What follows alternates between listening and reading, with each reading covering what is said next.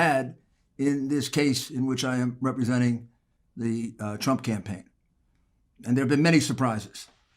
But I was absolutely shocked to learn that many, if not all, of our ballots are calculated outside of the United States of America. In the state of Michigan, for example, the state of Arizona, the state of Georgia, the calculations are handled by a company called Dominion. They have the machines. They have a reputation of being, well, I guess the best way to say it is the state of Texas turned them down because they were not considered competent enough to handle elections in Texas. And when I tell you their real history, I think you'll be quite shocked that we used them at all for elections. But in any event, Dominion doesn't really count the votes.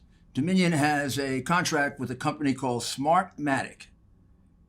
And Smartmatic has locations in Frankfurt, Germany, and in Barcelona, Spain. So when the votes are being calculated, they are sent to, most of them in this particular election, Frankfurt, I believe, but there may have been some sent to Barcelona, Spain. Those votes are also in machines, devices that are extremely vulnerable to hacking and extremely vulnerable to manipulation.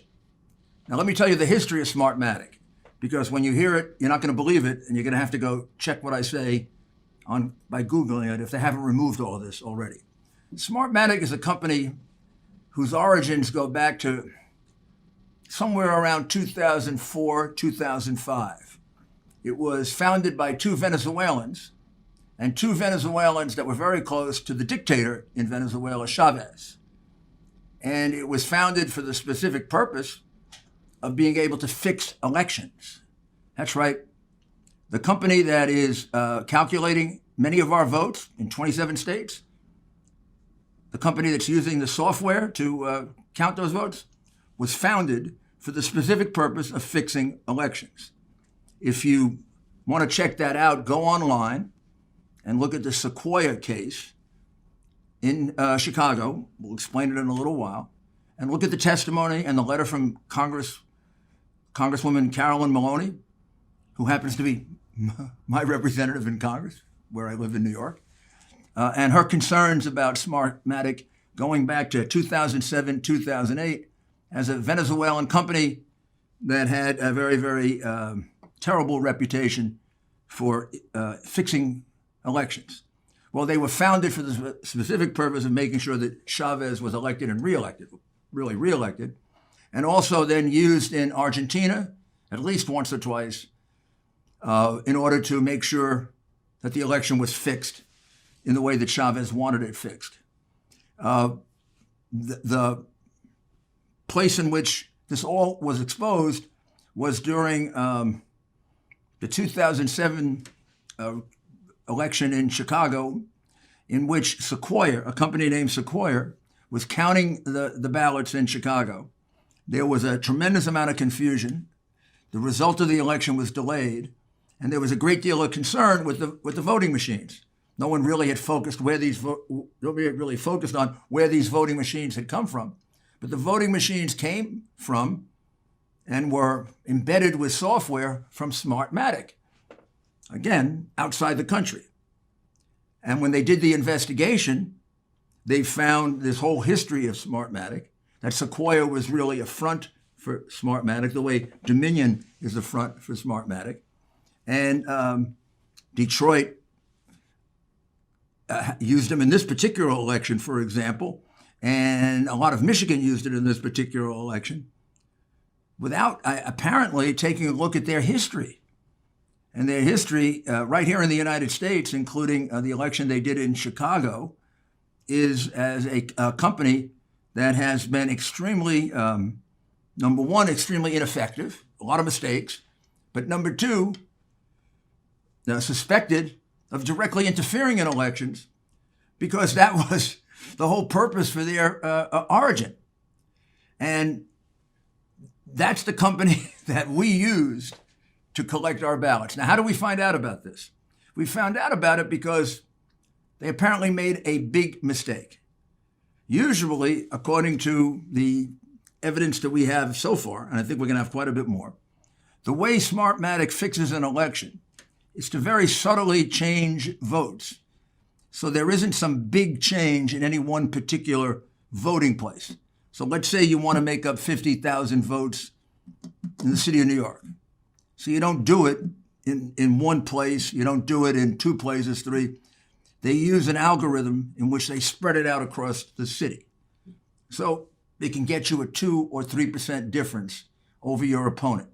This is their formula that they used in Venezuela. This is the formula they use in Argentina. This is the formula they're known for. That is executed by the Smartmatic algorithms and the Smartmatic software, which, as I said, originates from Venezuela. In other words, we're using a Venezuelan system to calculate the votes in the United States. We're using a system that originates from a dictatorship, maybe one of the worst in the world, as the core of our vote calculation, and a company whose expertise is subtle changes in votes, so they're not noticed, so they're not too many anomalies in the vote return. Now, of course, like anything else, Smartmatic and Dominion are not perfect, and they weren't perfect in Antrim County, Michigan. In Antrim, all of a sudden, on election day, or when the returns came in from the machine, Biden was ahead. It made no sense because all the Republicans down-ticket had won, and Trump had won that county, I've forgotten by what percentage, but a very large percentage in 2016. And he won the counties around it, similar places around it by big margins. Well, it turned out that, among other things, in one particular machine, they had switched, Dominion had, and Smartmatic, which is the ultimate software, had switched 6,000 votes. It switched 6,000 votes from Trump to Biden. So the poor people of Michigan that went in to vote for Trump ended up voting for Biden because the machine and the software that originates, with Venezuela, the dictatorship, changed their vote without their ever knowing it. Now, had they not been so piggish in that